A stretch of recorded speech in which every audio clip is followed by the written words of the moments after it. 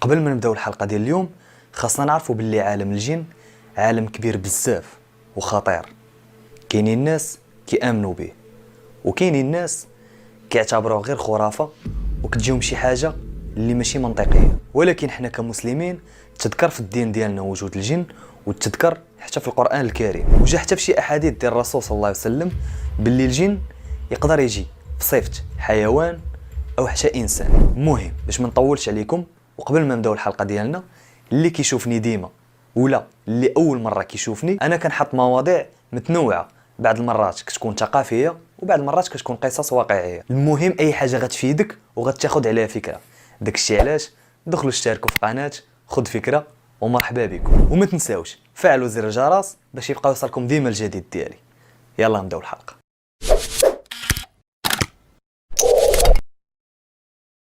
كيف ما كنعرفوا العرس شي حاجه اللي زوينه، واحد الفرح اللي كنضحكوا فيه وننشطوا فيه ونحتفلوا به مع بعضياتنا، وكنحتفلوا بهذوك اللي مزوجين. ولكن العرس اللي غندوي عليه في هذه الحلقه ما غيكون كيشبه لحتى شي عرس سمعتي به من قبل، وكون تيقن باللي اول مره في حياتك غتسمع شي عرس بحال هكا. واخا نبداو القصه ديالنا. كان واحد العرس في الكويت، وبالضبط سنه 1997. ديك الساعه في الكويت كان نادرا فاش كيدار شي عرس في قاعه الافراح او في فندق. كانوا الاغلبيه ديال الاعراس كيداروا غير في الديور. وفي نفس ديك الوقيته كانت واحد المغنيه مشهوره واللي معروفه بزاف داك الساعه، ولا كيف ما كيقولوا لها الكويتيين طقاقه، واللي سميتها نوره. كانت معروفه بزاف ديك الوقيته بصوتها اللي كان زوين، ومعروفه كتنشط اي عرس مشات ليه، لدرجه كانوا كيطلبوها خارج الكويت تجي تغني لهم. المهم ما علينا. هاد السيده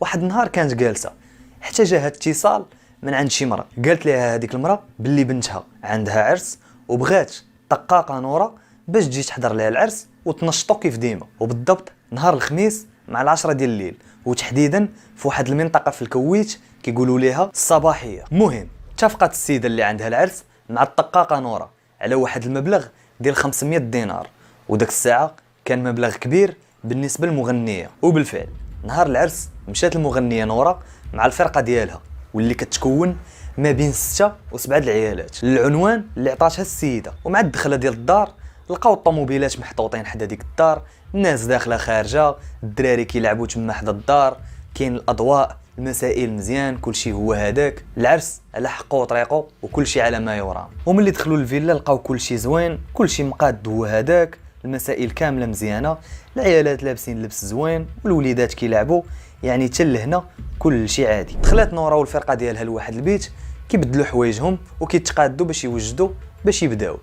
قادوا الماتيريال ديالهم، قادوا المسائل كامله، وكيتسناو غير في الناس باش يجيو كاملين باش يبداو الحفله ديالهم. مزيان وصلت 10 ديال الليل وبدات نورا والفرقه ديالها في الغنى والنشاط كيف موالفين. ولكن الفيلا ولات غادا وكتعمر بالعيالات، لدرجه الا بغيتي تدوز خاصك تشوف واش تقدر تقيس شي واحد ولا لا، يعني ولا الزحام بزاف. والدراري الصغار حتى هما كيلعبوا في الفيلا، ولكن ماشي مشكل، نورا والفرقه ديالها بداو في الغنى وبداو كيغنيو وكينشطوا الناس. وحتى العيالات اللي في العرس عجبهم داك الشيء بزاف وعجبهم داك النشاط، لدرجه ملي كتسالي نورا والفرقه ديالها شي اغنيه كيجيو العيالات يسلموا عليهم من الحنك وكيشكروهم بزاف على داك النشاط اللي دايرين. وصلت 12 ديال الليل، الفرقه كيستراحوا وكيشربوا الماء، حتى دوات واحد البنت من الفرقه مع صحاباتها وقالت لنورا واش ما حسيتي بوالو، واش ما حسيتيش باللي شي حاجه فيهم غريبه وماشي هي هذيك؟ قالت لها نورا علاش مالهم شنو فيهم؟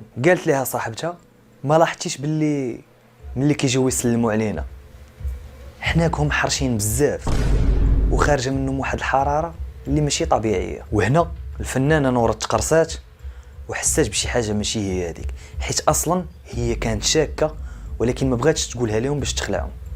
وداك الشيء علاش قالت لصاحبتها ما تخافي من والو، قالت لها راه عادي غير كيشطحوا وداك الشيء مع الشطيح وداك الشيء راه خرجات منهم السخونيه، ما تخافي من والو راه عادي. وحاولت تهدنها وتبين لها بلي راه ما كاين والو، ولكن واخا هكاك البنت اللي معاها ما اقتنعاتش وبقات كتقول لها واش ما لاحظتيش هذيك الحروشيه اللي فيهم راه ماشي طبيعيه، وحتى الطاقه اللي فيهم ملي كيكونوا كيشطحوا راه غريبه وماشي عاديه. ولكن واخا هكاك نورا بغات تهدى الوضع وضحكات معاهم وقالت لهم راه عادي هادشي غير كيبان لكم، خلينا نكملوا الحفله ديالنا مزيان. وهادشي كامل دارتو نورا ذكاء منها، وبغات ما تخلعهمش، وبغاتهم يكملوا العرس عادي بحال حتى شي حاجه ما كاينه. وبالضبط ما بغاتش المستوى ديال الاداء ديالهم يقل، داكشي علاش قالت لهم بحال هكا. هي هذيك كملوا العرس ديالهم وبقاو كيغنيو وكينشطوا في الناس. ولكن ملي فاتت 12 ديال الليل هنا ولات الاجواء حماسيه اكثر، ولا فيها واحد الحماس اللي غريب بزاف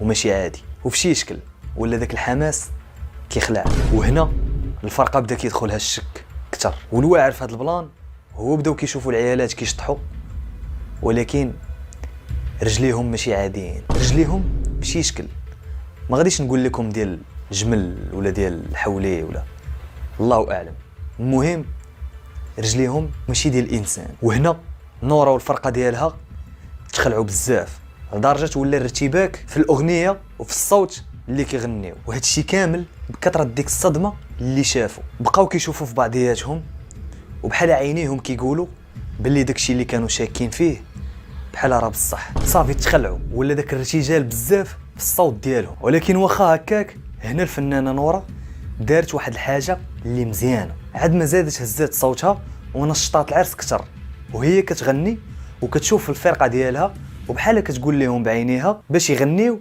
وما يبينوش باللي شي حاجه راه واقعه. وبالفعل الفرقه كملوا الغنى وحاولوا يبينوا باللي حتى شي حاجه ما واقعه. ولكن واخا هكاك سخفات وحده من الفرقه، هادشي اللي خلى واحد المرأة من هادوك اللي حاضرين تدخل وتجي عند نورا وتقول لها مال هاد السيده سخفات شنو عندها. ولكن واخا هكاك دخلات نورا وعتقات الموقف وقالت لها باللي راه غير عيانه وخاصها غير تشرب، حيت هاد الايامات خدمنا بزاف مع الارهاق وداك الشيء، غتكون غير سخفات ما تشطنيش عليها. وتما مشات نورا والبنت اللي سخفات لواحد البيت باش تدوي معاها، وتما نورا دوات مع البنت وقالت لها باللي خاصها تهدن وخاصها تبين باللي راه ما واقع والو. جاوباتها البنت وقالت لنورا واش عارفه احنا مع من جالسين اليوم؟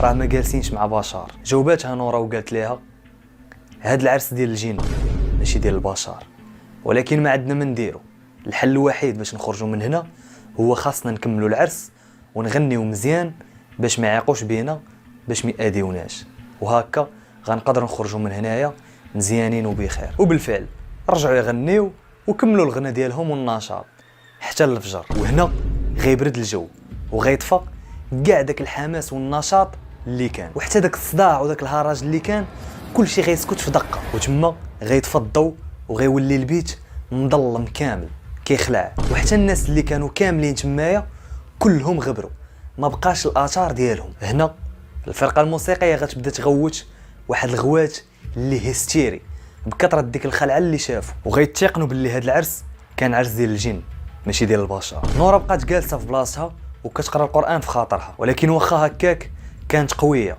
وقالت للفرقه ديالها الا بغيتوا تخرجوا من هنا بخير وما يوقع لكم والو، هذه هي الفرصه، خاصنا دابا نخرجوا ودغيا. وبالفعل خرجوا من ديك الدار كيجريو، اللي هز شي حاجه هزها واللي خلى شي حاجه خلاها تمايا. وهما غاديين كيجريو تلاقاو مع واحد الراجل كبير في السن غادي يصلي الفجر. تخلعوا منه في الاول كيصحابو حتى هو جن ولكن هو غير بشر.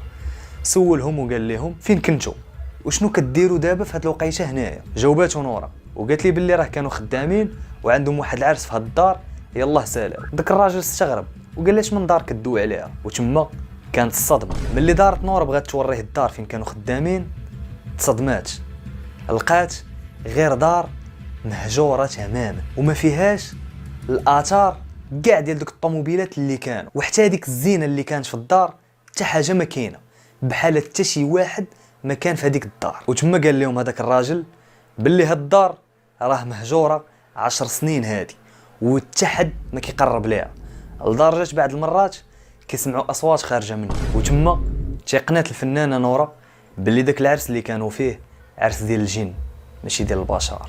ومن تماك اعتزلات ليومنا هذا، ما بقاتش غنات. هاد القصه منتشره بزاف في الكويت ومعروفه عندهم، واش بصح ولا لا الله اعلم. الصراحه هادشي كيخلع. تخيل معايا انت تحط في نفس الموقف، تمشي لشي عرس ولا شي بلاصه وتلقى هادوك الناس ماشي بشر، تلقاهم جن. كتبوا لينا في لي كومونتير شنو الاحساس ديالك وشنو كنتي تقدر دير في هذاك الموقف. الله ينجيني وينجيكم من هذا الشيء. وما تنساوش اللي مازال ما مشتركش في القناه يدخل يشترك ويفعل زر الجرس باش يبقى يوصلوا ديما الجديد ديالي.